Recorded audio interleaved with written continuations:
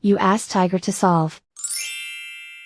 This deals with linear equations with one unknown. The final result is d equals 21. Let's solve it step by step. Swap sides. Group all constants on the right side of the equation. Subtract 5 from both sides. Simplify the arithmetic.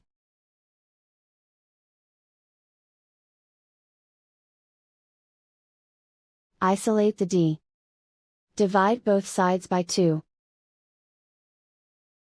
Simplify the fraction. Find the greatest common factor of the numerator and denominator. Factor out and cancel the greatest common factor. And so the final result is d equals 21.